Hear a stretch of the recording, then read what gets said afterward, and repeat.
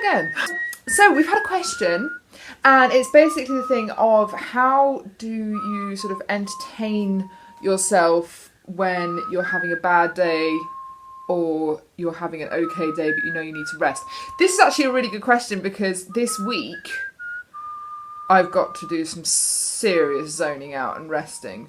So I've got to do quite a lot of resting because last week it was my birthday, it was my mum's birthday, and then Father's Day, and blah, blah, blah, blah. And so basically, last week was a bit mental and crazy. And so this week, I'm really kind of struggling with it. So yesterday, I took 2 things of cocodamol.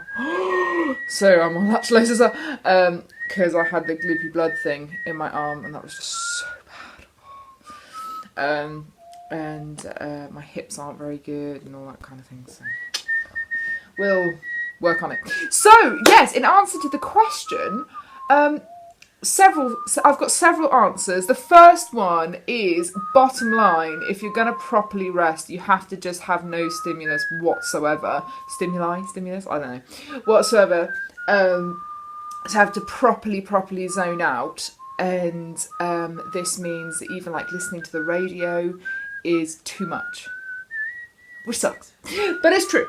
And so it's the thing that, you know, sometimes I like, maybe not for a whole day, but maybe, you know, after lunch kind of go, right, okay, now this is it.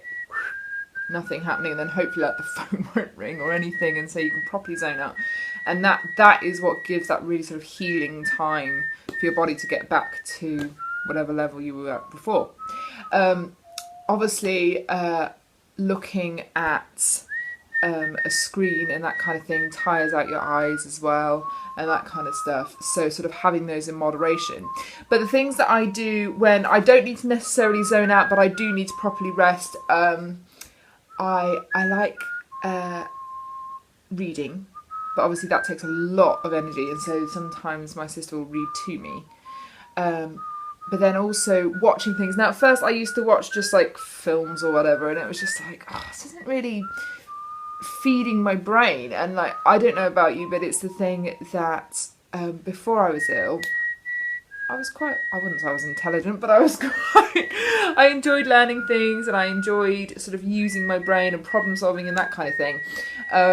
And so to be able to sort of feed the brain, I've started watching documentaries, history documentaries, art documentaries, lifestyle documentaries, all these different things, and I've learnt lots of different things. And also TED Ed. So the people that do TED Talks, they also do something called TED Ed, which are like short sort of animation videos, but teaching you things like how DNA works, but they do it in animation, and so if you're a visual learner, that really helps. Listening to things and stuff on the radio. The other thing I do is I always have this book or a similar book next to my chair, and it's just blank pages, look. And so basically I use this to jot down designs, because I like designing clothes and stuff like that, and jewellery and things like that.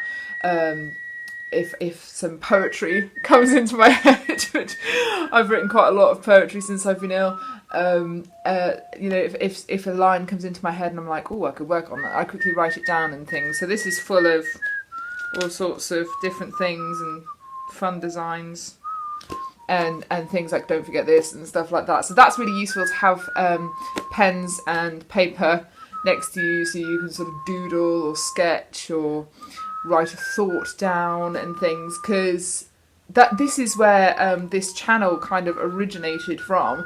Was that originally I was going to write a book about our experiences, and so Neil was going to write the carer's point of view and I was going to write the ill person's point of view. But I just thought, well, writing isn't really very doable at the moment, so I thought, well, if I make the videos, then hopefully that'll help. And we're trying to get him more involved. We'll see. Yeah, so I hope that's helped. And I think it is that thing of doing things in moderation. I really recommend getting bird feeders. I'm looking up there because that's what mine is. I got loads more bird feeders for my birthday, and I've had little baby starlings, and I love starlings, and sparrows and blackbirds and wood pigeons and all sorts of things, and it's just really lovely, and it's sort of something to sort of again stimulate you, but not too much. I will do more videos as I think of things that I've done in the past to entertain myself. But anyway, lots of love, and keep on asking the questions, people. Okay, bye. Forgot again. Please like and subscribe.